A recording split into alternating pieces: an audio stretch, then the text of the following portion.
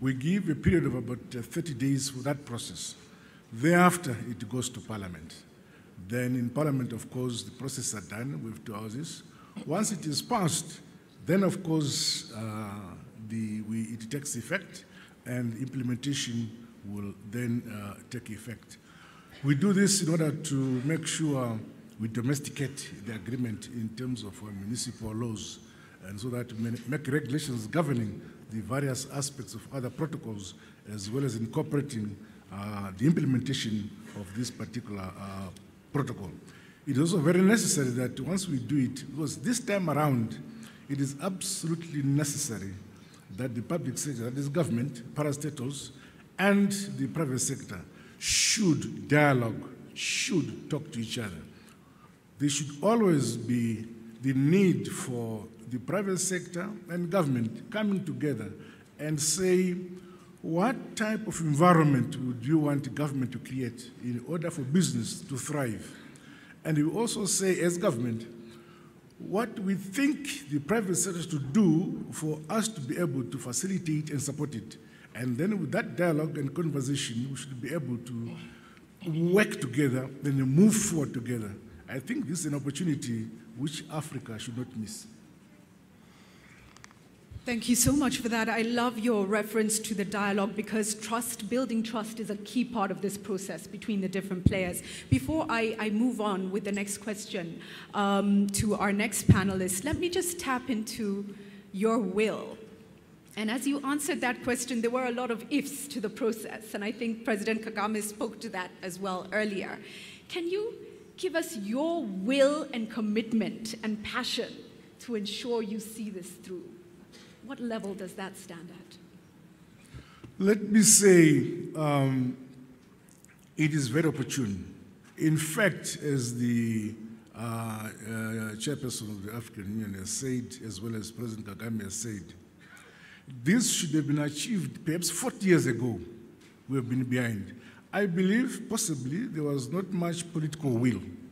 But today, I think that there is political will. In respect of SADC, as other panelists have said here, we are moving forward. There is huge integration in various aspects and sub-sectors of the economy. We've moved forward, and we are committed. The issue is that the pace at which we are moving is the question which we all would want, firstly, as a region, SADC, and together with the rest of Africa, we should increase the pace. I believe that political commitment is there, but the pace at which each individual member state may move may be the issue. But as far as my country is concerned, things are now different. Zimbabwe is open for business. Things are different. Zimbabwe is open for business. Miriam, let me come to you next in your perspective. And I think, we heard from President Obasanjo that we need to educate our political leaders. I'm going to stick my neck out a little bit and say we also need to educate our public sector leaders. We also need to preach to them. How could organizations like yours really ensure they're part and parcel of the process of making this work for Africa? Please. Well, thank you, Julie. I think you were talking about preaching and evangelizing the whole panel, but I think it's the whole continent that should be evangelized about the role of private sector, from very small enterprises and companies to the large ones in the terms of the whole value chain that we can create, from big companies to small companies. Well, I'm a business operator first, then I do represent the organization. There are many perspectives, and as an investor in Africa and an operator, there are a lot of barriers and at the same time mechanisms that should be placed in place, and they have been delivering already and addressing some issues. What we see and say is that our intra-continental trade is very weak, and in comparison to just South America, 26%, we are only at 18%. And what we see is that our how you say, our territories in terms of doing business is first very fragmented, as President Kagame just said, very, very fragmented, and we don't have same doing business. As I would like to add just a couple of things. First is that small countries are an asset, not a liability. The size is not a liability, it's an asset. Why? When you have the proper doing business, and we can see here in Rwanda, small domestic market, but highly performant country. So is Mauritius. So for us, when we see is first the doing business. Second, we look to skills. When we want to do business, we have to be competitive, and to be competitive is to have perspective and to move forward with the human capital that we build on our businesses. Having said that, we have some issues that are more of mentality and trust. And I would just to say one more, the key word, the key success factor is trust. Trust, and then trust. First, trust in made in Africa. Second, trust in good and commodities that are produced in Africa, and we should consume and buy African products. And last but not least, trust Africa brand. I've heard some of the former panelists talking about buying an asset or a house in Leicester instead of one in Casablanca or Djibouti or whatever. So I think this is a mentality shift that we need. And us private sector, we have that flexibility. We are more flexible in terms of adapting and in terms of being a locomotive, an engine for creating wealth and jobs. This is a bit of the perspective I want to... Thank you very much. And we stay with that word trust, trust, trust. Ali, I'm going to come to you now for a private sector perspective, and I want you to tap into the infrastructure changes that you want to see to really be able to leverage the opportunity offered by this agreement. And when I say infrastructure, I do mean soft as well as hard. So what do you need to see, Ali, to be convinced as a business leader that this can work for Africa? Thanks, Julie, for that very interesting question. And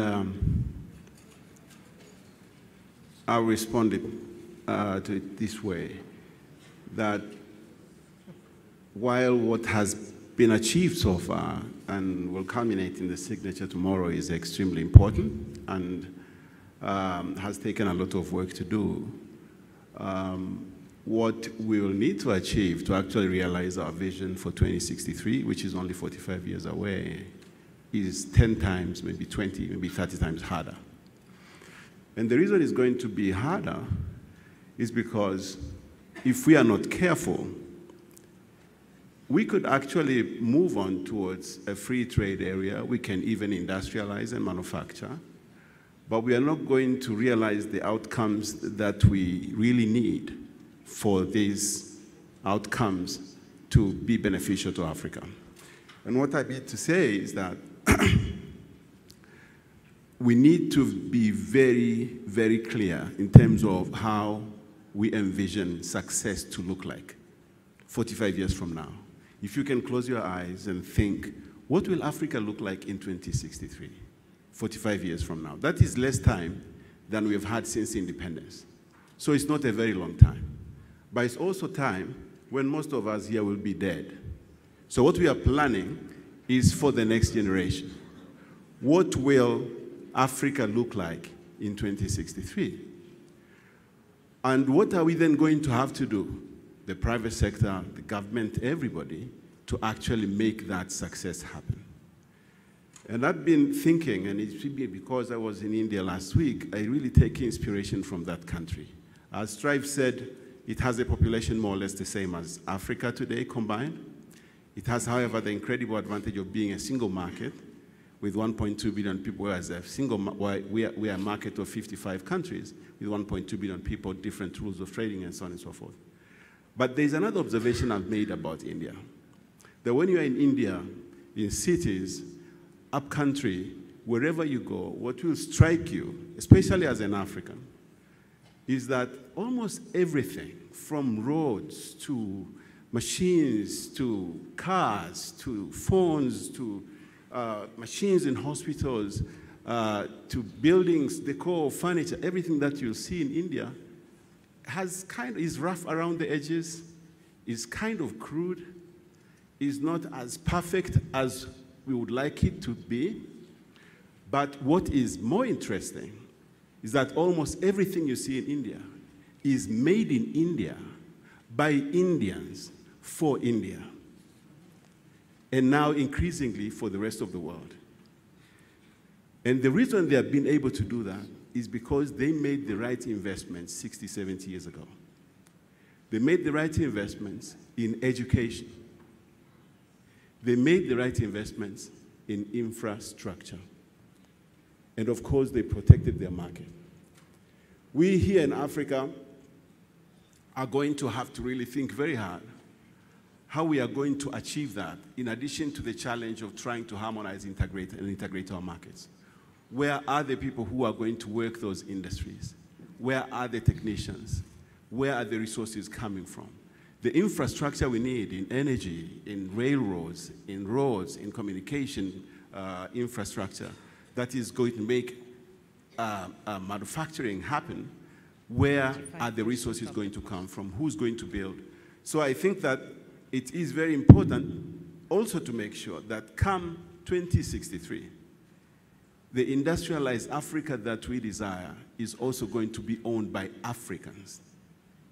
That is an incredibly difficult challenge, and one that we shouldn't avoid.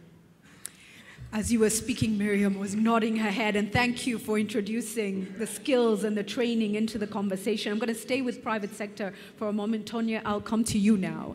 And, you know, private sector has been known to be one of the, sectors that has resisted this. And you do find in countries certain business leaders going and advocating for controls, What then is the role of the private sector in ensuring that this can fly for Africa?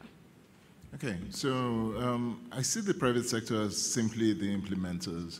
We're the ones who implement. No matter how good a policy is, if you don't have the people who can take it, work it, test it, prove it, it's going to fail. And so the private sector's achievement on the continent, especially the African private sector, has been that we've broken borders. A lot of what's been talked about, we've already been doing it. We've gone into countries, we've crossed borders, we've dealt with cross languages and all of that, but we always find that we're competing, first of all, with our own governments first. Then we're competing amongst ourselves with different tribes and cultures and all of that, which we compete. Then we compete with foreign companies that seem to have an advantage over us in our countries. And then we compete amongst ourselves. But irrespective of all of that, we've found that we always are at the forefront. So we know where those hurdles are. We know what needs to be done. But if we're going to put Africa forward and we're going to take all of this, then we have to really look at the infrastructure that the business and private sector must drive. And one of the greatest infrastructure that I believe we must do now is create what we would call the digital highway. It's a digital infrastructure across boards. Once you can put the digital infrastructure on the platform that we're talking about, then you see that you're already breaking a lot of those barriers that we have today. And digital infrastructure, even more than physical infrastructure, is something of this age that must be done. And then we'll talk about energy, and then we'll talk about any other thing. Okay, but let me still stay with you for a second and talk about those that do not believe in opening up the market and the work that we need to do to evangelize and to build an understanding of the importance of this.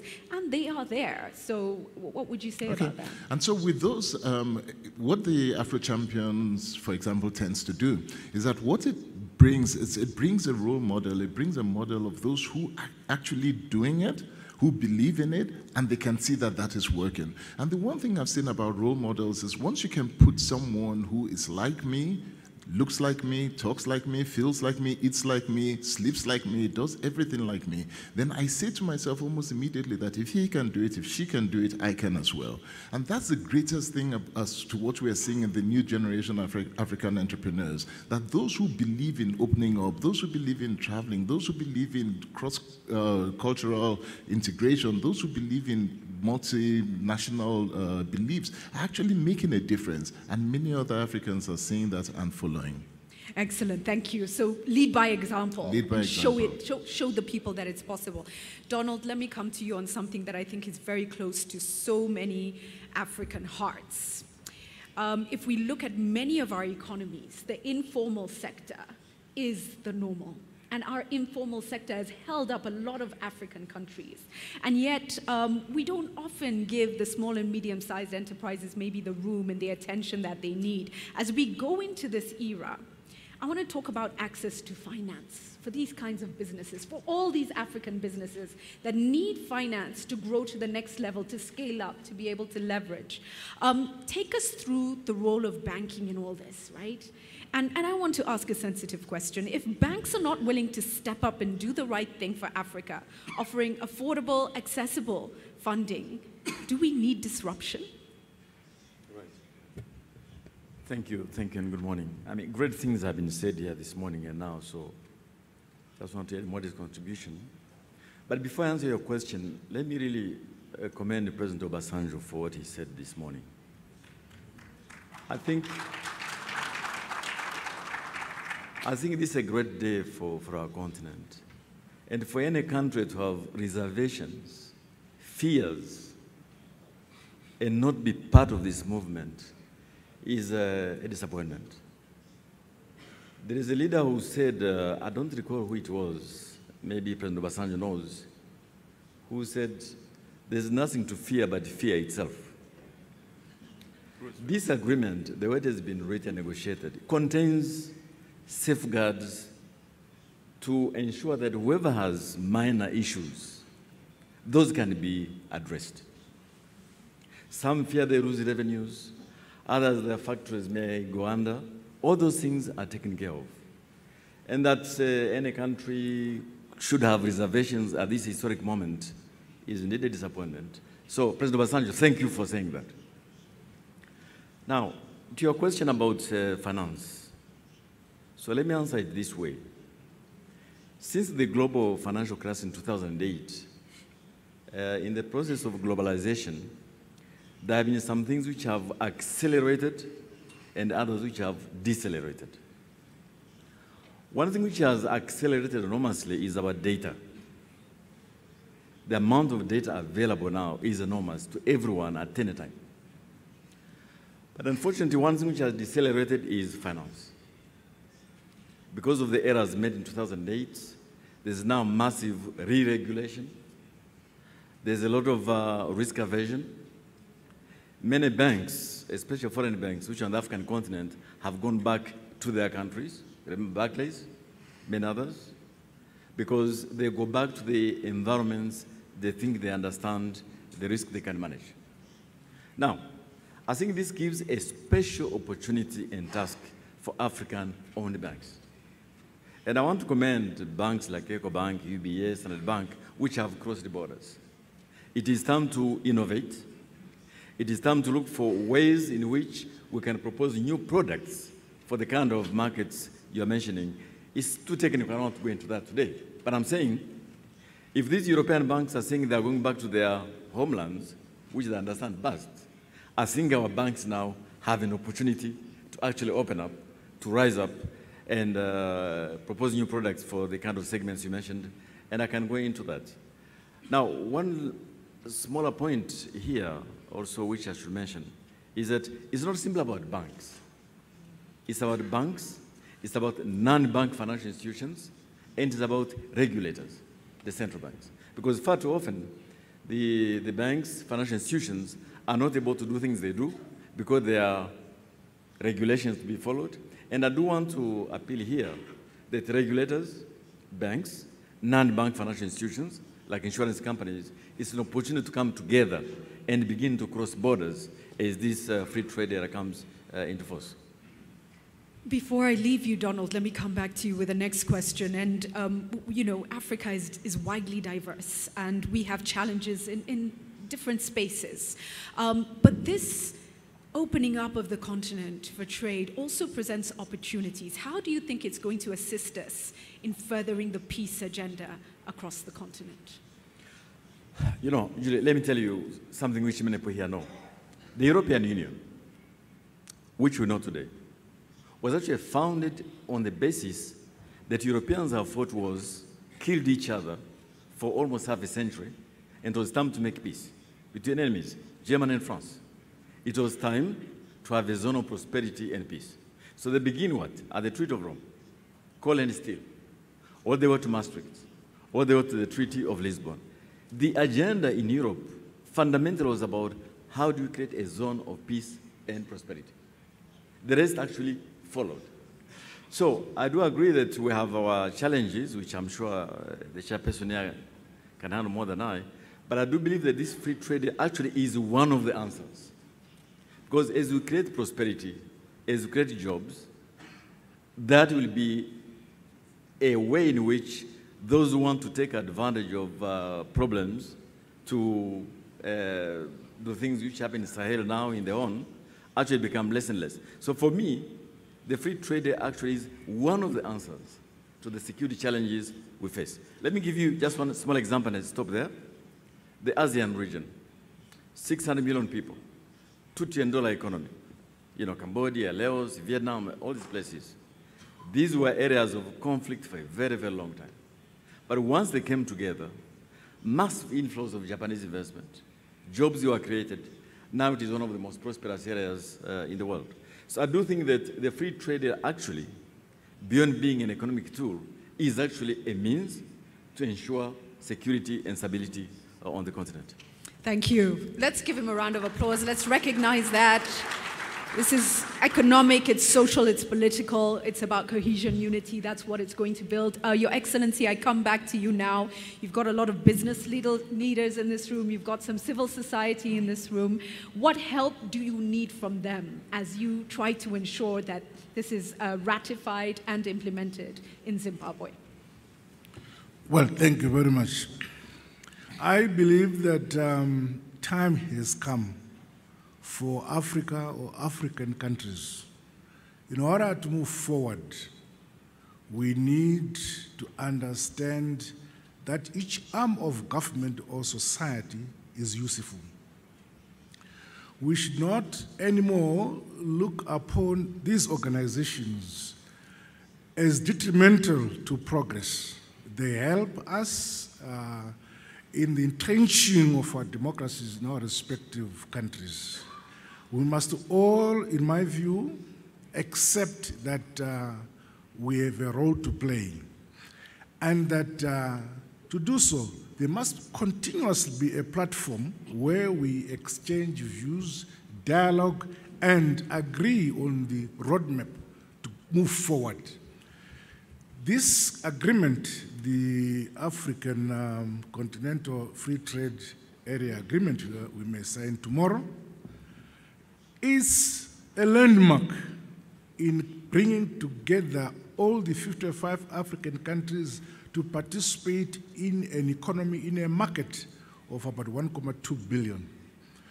We have Africa, which requires clean water, and I have no doubt that Africa, as a continent, has the capacity to provide clean water for our people.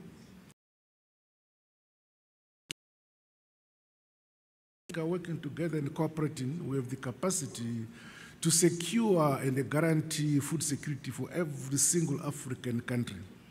But to achieve this, we need cooperation, dialogue, and continuously conscientizing our people, our nations, and our respective states to say, together we can succeed. But in isolation, some will have a pace of development faster than others. Not because they are privileged, but because they are focused.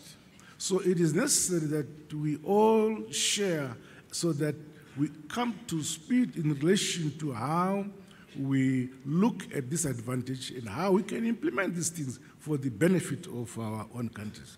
So as you say, civil society has a role to play. Yes, sometimes they offend governments by pointing out the wrongs that government do, but it is necessary that those things must be pointed out for us. If we have to remain in power, we must continuously correct the things that are said we are doing wrong. And we will remain ruling and ruling for more years. I thank you. Thank you. Thank you, Miriam. You wanted to come in here. Go ahead. Yeah, I think the role of private sector is to draw, we should draw the roadmap together. Mm-hmm. We are the field. I mean, we are not like in the forefront, but we are the forefront because we, thank you, because we have the pulse every day. Either we are a very small company or in a woman working in cross-border trade in the informal sector. I mean, we are the field. We are how you say, the stakeholder, main stakeholder in terms of development. So first thing is to have good governance. So we should draw the maps together. We should draw the road, the different strategies together, non-tariff barriers. We should sit together and see what hurts, what is more convergent, and instead of having administration in their offices thinking for our solutions. We are the part of the solution. We are the solution. And I love that you're saying the same thing. From private sector, from government, you're saying dialogue, dialogue. Let's build this together. It's more than dialogue, because it's more than dialogue. We have to deliver. It's dialogue, but we have to draw the map.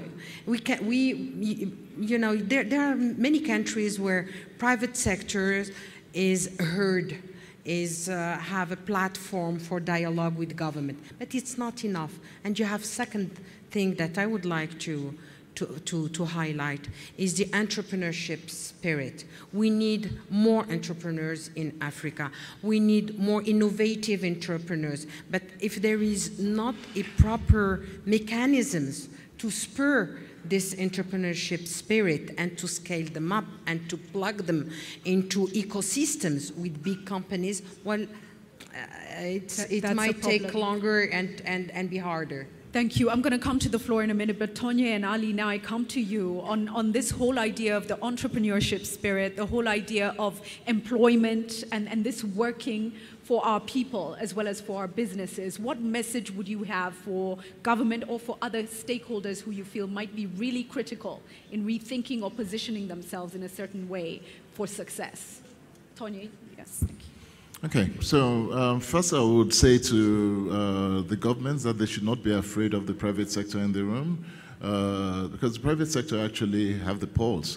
Now, for example, in my company, we employ 4,000 people already, and we can do a lot more across board. So we know exactly where the pain is, we know what needs to be done, and we've begun to go into different countries. Today we're in 17 different African countries. So Africa is really opening up. But that's happening even without this platform on the table. But every single time that we go in, we find that we have to begin to re-educate, re-engineer, do things that we had already done before again and again. A lot of the policies that we see that have been inherited are policies that are ancient. Now we have to work those policies so we know where to tweak it. So there is a need and a desperate need for governments to listen very carefully to the African entrepreneur because they actually understand better and they have nowhere to go. Africa is our continent. We have nowhere to go. If Africa is good, it's good for all of us. And yes, we go to Europe, we go to America, but believe me, we'd never ever feel at home. The only place that we feel at home is within the continent of Africa. And we'd love to see Africa do good. Thank you. So the appeal is for African governments to really listen with a keen ear to the voices They have to listen, and they must listen. Thank you. Ali. Yeah, it's very easy when you come to conferences like this where the private sector is being celebrated, welcomed into the room, given a platform like this to speak. It's very easy to lapse into some false comfort that all is well. I'd rather be pessimistic and say, actually, all is not well. I have traveled extensively across the continent, countries with different colonial histories, economic ideologies. Some call themselves capitalists, others maybe socialists like mine, but still the relationship between public sector workers and private sector is contentious. It's a struggle to get to agree to the fact that we can actually be partners in anything. So I'm not surprised then when, for example, politicians can make big announcements like we want to create 1 million jobs these next 5 years without having a single conversation with the private sector. So in other countries, though, we should learn from, if you go to the United States, for example, or in Washington, D.C., most of the legislation about business, about labor, about environment is drafted by private sector lobbyists for the senators. Because they are the ones on the ground. When you say you want to create 1 million jobs, you are asking GE, you're asking Microsoft, you are asking Google, how many jobs do you plan to create? What can we do policy-wise to make that possible? And then you can go and promise to the people the number of jobs you want to make. So we want to make sure that even in Africa, we really look ourselves in the mirror, our colleagues in the public sector, and say, do we really love the private sector? Or do we care about it the day we retire, the day we no longer have a job in the public service, and we are also trying to set ourselves up at age 60 in the private sector? So I think that if we really want to build a future, if we want to make the CFTA work, we have learned now that without working very closely together on very detailed issues of execution, we are not going to succeed. We are going to be exactly where we are now, 45 years from now, and it will be a big disappointment. Well, thank you for being the pessimist in the room. Yes, we must be wary. I see your hand, sir, and if I could ask a mic to make its way to the lady here and the gentleman over here. Do we have...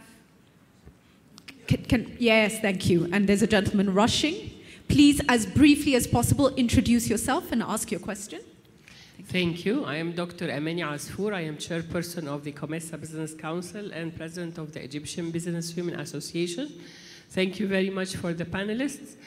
In order to have a free continental trade area, we need to have an African product which is powerful, standard, certified, that can meet all the standards of what we need. For the policies, and this is as we talk about dialogue, we need the governments to put two issues very important. Government procurement, because if we source all our government procurement from multinational companies, our African private sector will never grow. So we need a certain percentage of all the government procurement goes to African private sector, small, medium enterprises. The corporates that are working in Africa and are benefiting from Africa, they need to source from local vendors. As COMESA Business Council last year, we trained 480 small and medium enterprises that met the standards, and now they can export. So my question to the government and the private sector, how can we build the capacity of our African private sector to meet the criteria and the standard? How can we hold our governments to have government procurement from SMEs? Thank you very much. Mic to the gentleman over there. I see a gentleman here. Anyone at the back with a hand up? And one gentleman there. Go ahead, sir. Hi, my name is Karan Veer Singh, and I'm from a company called Yego Innovation based here in Rwanda. I have a few comments. One, I think very important. Very briefly, thank you. Very briefly, yeah. One very important thing, I think, which we need to consider is when we talk about execution and we talk about job creation, the key thing when governments decide to be able to implement something, normally they give it down to the bureaucracy, and then the bureaucracy comes in and they put in a lot of impedance. Let me just give you an example. Today I can arrive at the Kigali International Airport, and instead of filling up a form or standing in a queue, I can basically just go and put my card and put my thumbprint and I can come in, right? So what have we got? You've got e-gates. So my suggestion is to the chairperson of the AU and to everybody else, whatever protocols, whatever procedures that you're going to put in to facilitate job growth and to facilitate economies of scale of coming up in your countries, please ensure that it is friction-free or frictionless so that we can come in. That's one question. The second one, sorry ma'am, just one more. About horses coming to the well and drinking, I would just want to say one very important thing which His Excellency Paul Kagame came up with. The key thing here, I think, is that we have to change the attitude, and the attitude has to change for all of mankind. And that attitude basically is what Mahatma Gandhi said, is that there is enough for every man's need, but not enough for every man's greed. Wow, thank you very much for that, sir. Gentleman just in front of you, and then we'll go to the gentleman at the back. Thank you. My name is Danford Mtashu, the president of the Confederation of Zimbabwe Retailers. My question is, where do we draw the line between sovereignty and free trade?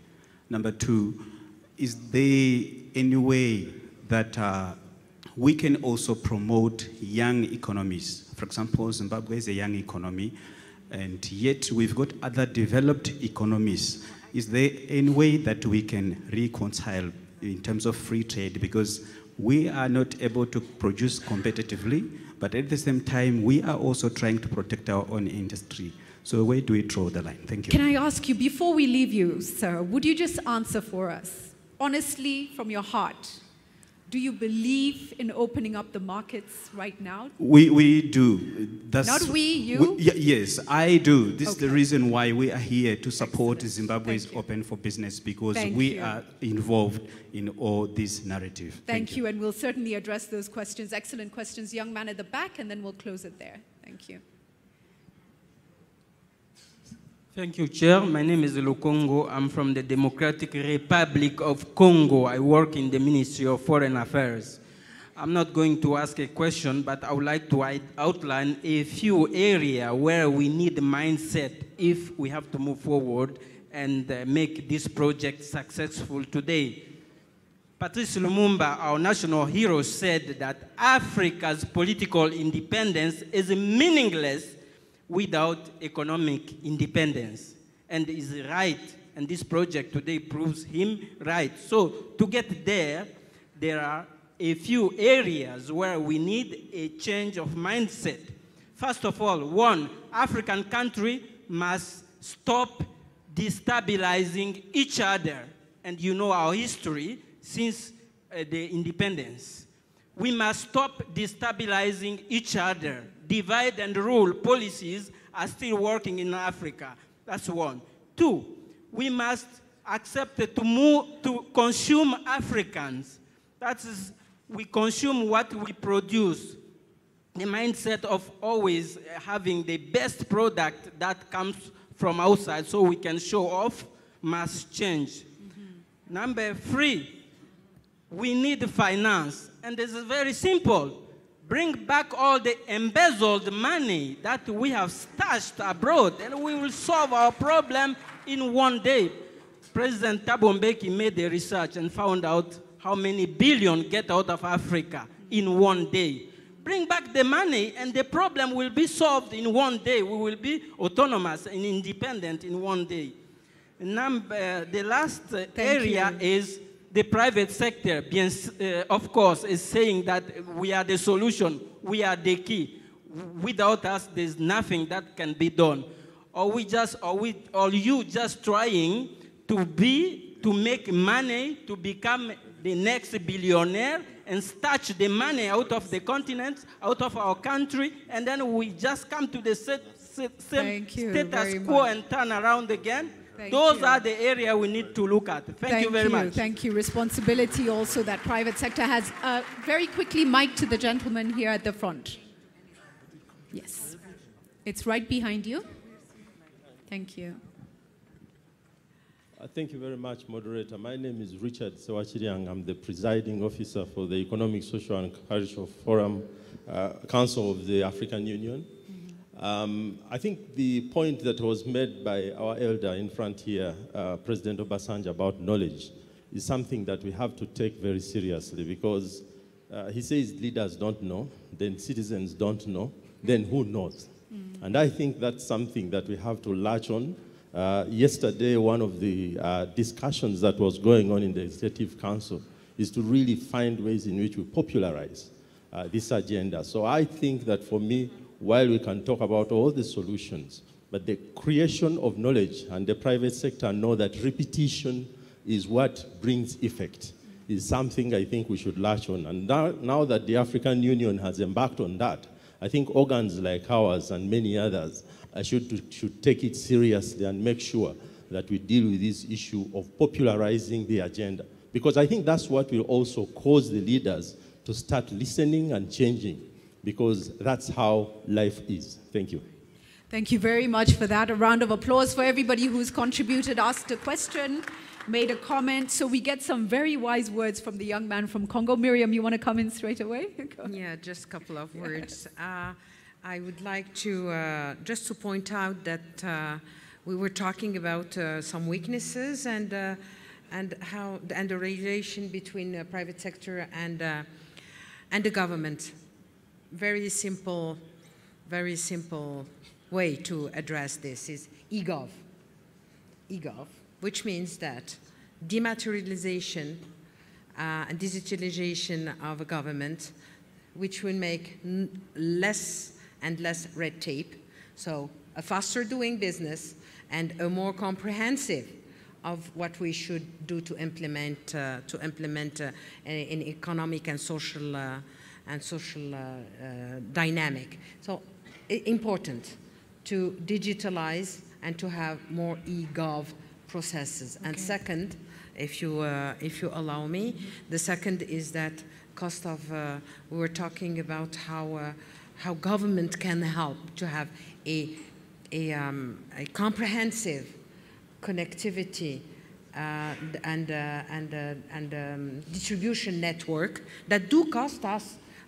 We had this morning an example. It does cost to us 25% of our GDP, so we're not competitive.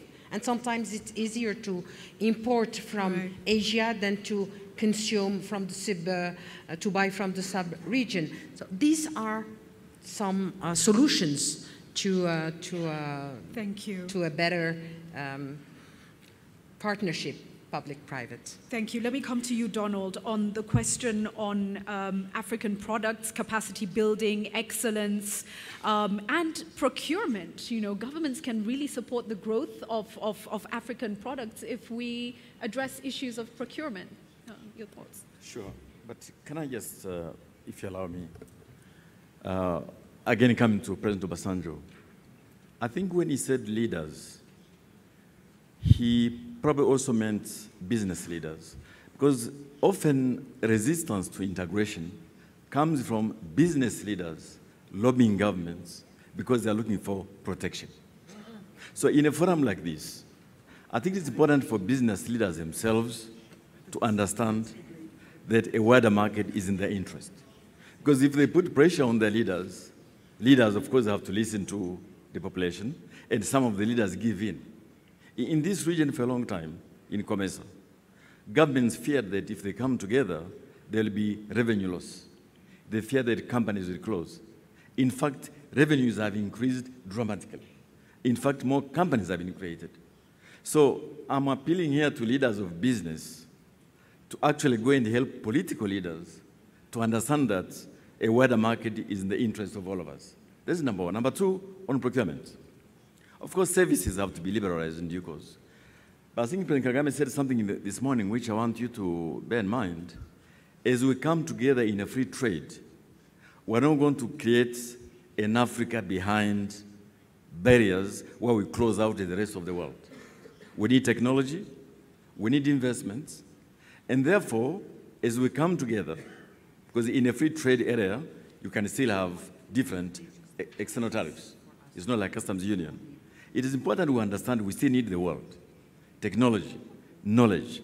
And therefore, for example, if you have got a railway to build, you could say, no, I'm going to close this only for African railway builders. I will close out external technology. There might be a case for that, but you could also actually be losing out in terms of the recent technology. So balance between, yes, give preference to your own people, but open up for the rest of the world. One more point, and I will stop there. Protecting small economies. Now, sitting to His Excellency, President of Zimbabwe, I should be careful what I say. Because they're a very small economy next to a big economy. But you know what? One of the biggest beneficiaries of European Union integration has been Ireland. Ireland, I was a student in the UK in those days, it was a very poor country, small country. It has been the biggest beneficiary of European integration. Why? Japanese investors come, set up factories in Ireland, and they can export to the rest of the European Union. Of course, respecting the rules of origin. So the idea that you are small, you are big, in a common market is a non-starter. It's a one space, and provided we actually respect the rules of origin, we have all the dispute resolution. We're all winners. And I want to end here. Maybe you don't have to call upon me anymore. In 1963, when the Organization of African Union was formed, there were two things which were said. Number one, let us respect the borders we inherited from colonial powers. They have since broken only once for South Sudan and Eritrea, but we have respected the borders. Because leaders fear that if you begin to question the borders, you open a Pandora's box. But they added something else. We need to come together economically as one market. And I think, for me, the importance of this week is that we're now coming to the second part of what led to the creation of the African Union.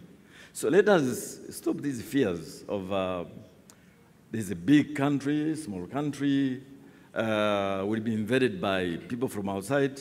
These are fears which business leaders have to help our political leaders overcome. Thank you for that. Can I just say at this juncture that Rwanda was reborn 2 decades ago. And you know, you land in this country and you just feel the energy, yes?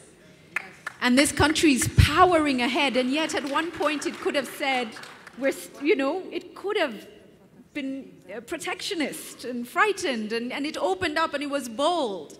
And this is what it is today. Ali, the question of sovereignty and the balance between this free trade and sovereignty, and I want to tap into you specifically because of Tanzania. I unapologetically go there and ask the question, how can we do this balance in a way that the people will be comfortable and it will be beneficial at national level and at continental level?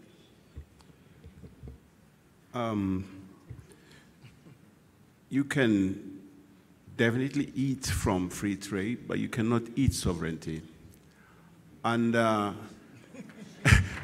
who's tweeting? Who is tweeting in this room? You can eat from free trade, but you cannot eat sovereignty. Please tweet that. And when we overemphasize this whole idea of sovereignty in a globalized world environment that we live in today, knowing very well that with all the borders and all the immigration officials we have, money moves invisibly across borders on wires 24 hours a day, 7 days a week.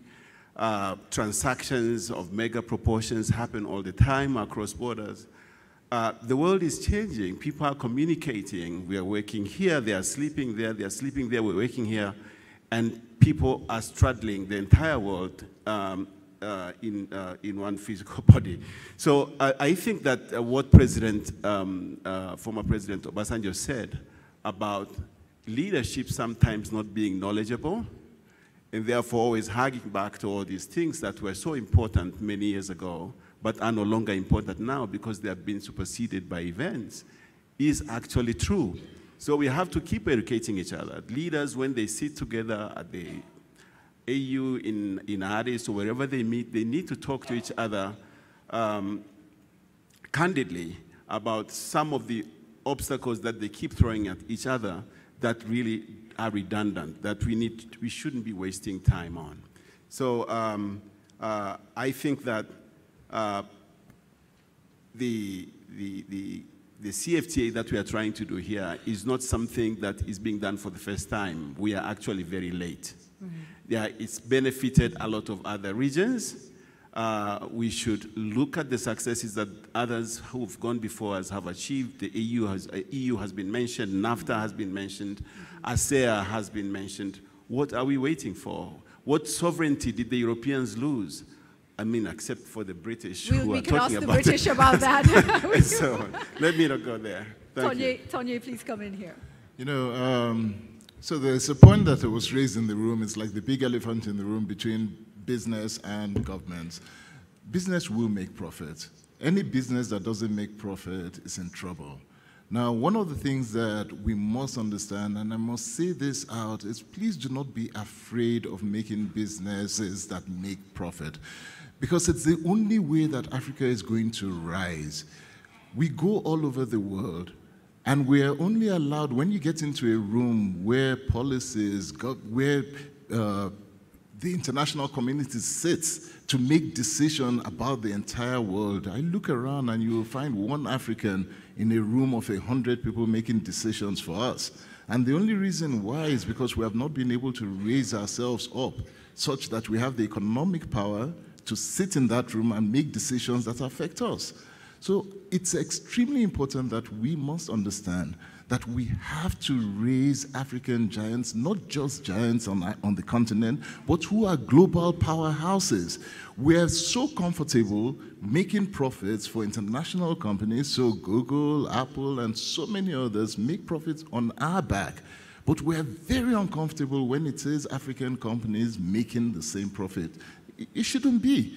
We must be able to encourage ourselves to be comfortable in knowing that the more African companies that we can create that are powerhouses, the better for us as a continent, because then we can go anywhere in the world, be global giants, and dictate for them what needs to be done about ourselves, and not sit down and receive all the time. It has to stop. So businesses must make a profit, and we want African businesses to be bold and big and do well.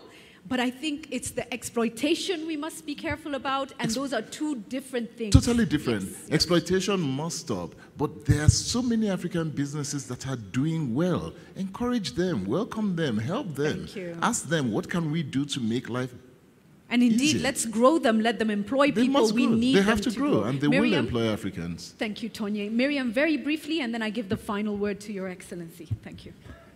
Okay, thank you, Julie. You know, being profitable and creating wealth, you don't share poverty. You share wealth. You have to create it, to transform it, to create more jobs. And we were talking about small countries. We were here in Rwanda, the best doing business in the region. And we know that because we heard you, Claire. That because very light red tape, no red tape, very clear processes. So this is how we can create faster, more entrepreneurs, more innovative entrepreneurs, and more wealth, so we can share it. There is no shame of creating wealth because this is what we share. Right. And at the end of the day, job creation, taxation, and we are beneficial to the whole community and to the whole economy. Excellent. There is no shame in creating wealth. We don't share poverty, we share wealth. That's quotable as well. Your Excellency, I'll finish with you. I think a question was asked about the role of government in assisting this whole move by maybe having certain procurement rules. There are other things I'm sure government can do. Maybe you can inspire us as we close this session. What do you see in terms of government really being a facilitator, and what can you commit? Thank you. Thank you very much. First, I should say that capital is very sensitive. It goes where it feels comfortable, where it is not threatened. Whether an economy is big or as small as mine, but if the environment, the economic environment is comfortable for capital, it will come. For Zimbabwe, which has been under sanctions for about 18 years, we have to leapfrog to catch up with other developing countries. So we must create an environment where capital must feel comfortable. Secondly, I think it is also necessary that we look in the area of education, which we have not touched on. I believe that our universities and institutions of higher learning should begin to produce products that talk to our vision as an African continent, rather than continue to churn out graduates premised on Western or Eastern education trust. It is necessary that, again, our industry and commerce talk to our institutions so that their curriculum produce products which relate and is able to talk to our own industries. And an issue was raised about both sovereignty and the flight of capital or capital being taken out of our respective jurisdictions and banked outside. If you look to today's news in Zimbabwe, I'm only 3 months in office, and we discovered that something like 1.4 billion had gone out illegally, and I gave a 3 months moratorium. And by yesterday, nearly 600 million brought back. The balance, I think, is in process in coming back. But the issue is of trust and confidence. As long as you create an environment where business feels confident to participate, both domestic as well as foreign business in the economy, they will come and participate. So, yes, my brother says that sovereignty does not bring food to the table, but business does. I can also say business where there's no sovereignty may not succeed. You need such sovereignty which creates an environment, a situation where there's peace, there's stability, there's order, the rule of law. And that is the aspect of sovereignty we must have. You are looking at sovereignty in a negative manner, but it can be looked at positively and create that environment. As President Kagame said, the facts have been laid on the table. What is required to be done has been made clear. The roadmap is there. It is us, the member states, to say, let us run the race and reach the goal. I thank you. Let us run the race and reach the goal. Asanteni sana, a big round of applause, bigger than that, for the panel, please. And I'll finish with the words of our last speaker from the audience, who really said we need to popularize this, because at the end of the day, if Africans don't know what's in it for them, they will not be part of it, no matter what sector they come from. And so I end with these words of African wisdom. A man does not go far from where his corn is roasting. Let's make sure Africans know why this is important for them. I will be back with you for a technology panel this afternoon. Thank you very, very much. And I hand over now back to Mark. Thank you very much. Excellent panel. An absolutely excellent panel. You've raised the bar even higher. Let's stay here in the room for a second, because you're going to see something born. And I'm not talking about the AFCFTA, that will be tomorrow. Today, the AFCFTA will be signed, but it also needs to be implemented. And someone needs to keep score. Which countries are doing well, which countries are not doing so well, what countries need to do better, which industries need to be fostered and supported, how you support SMEs, and so on and so on. Now, that someone or